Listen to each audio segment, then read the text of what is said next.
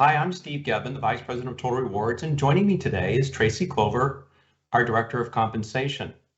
Hi, everyone. Thank you for joining us for our second episode of Coffee with Comp. I hope you had an opportunity to tune into our first episode where we talked about our BJC compensation philosophy. Today, we're going to focus our coffee time on defining the market. It is a term that is often used, but I doubt that we have a shared understanding of what it really means. Sometimes you might hear us talk about paying people at market based on years of experience. But before we go down that path, we need to take a step back and make sure we understand the value employers assign to jobs that we have in common.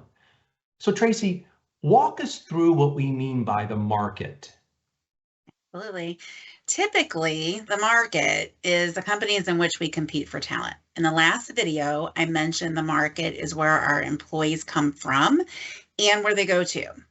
The labor market has become increasingly more challenging these last few years, and the pool of talent in St. Louis is only so big. Many employers are competing to fill the same roles.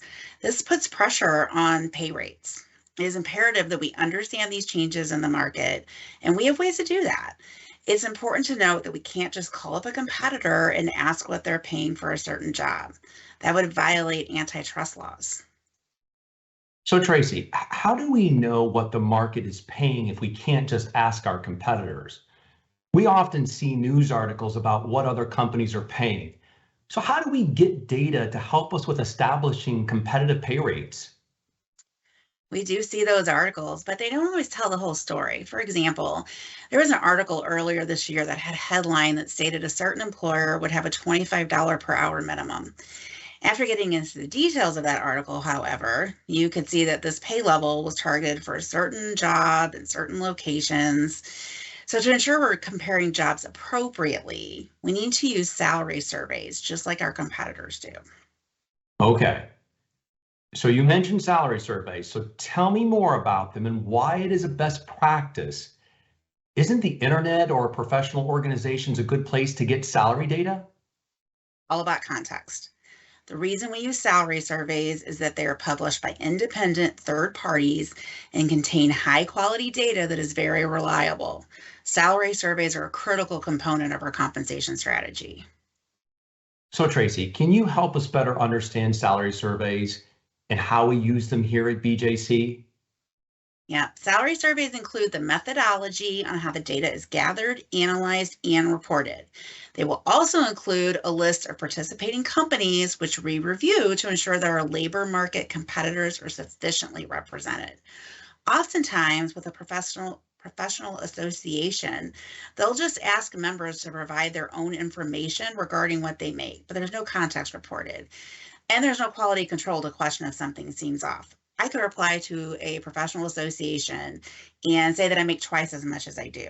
And that they wouldn't necessarily question it or ask me to clarify if it includes something else like benefits or bonus.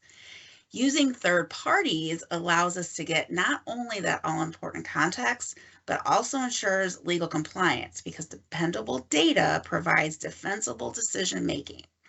As you know, we purchase and participate annually in over 50 well-established and reputable surveys from numerous third-party vendors. This gives us a strong combination of surveys specific to healthcare, while also including some general industries or a combination of both. We trust the data from these salary surveys just like our competitors do. Well, what if I know another company is making higher offers or a friend of mine is making more working somewhere else? Isn't this type of data reliable? We have to remember pay practices vary everywhere. We target the median of the market, which means the middle. And BJC, just like so many employers, pays more or less than the median depending on many factors, such as experience and performance. The market data helps us with setting our pay ranges. One data point doesn't represent the overall market, and it's not enough to make a change in our pay range for that job. Okay. All right. So now that we better understand the market, how do we take market information and translate it into how we pay people?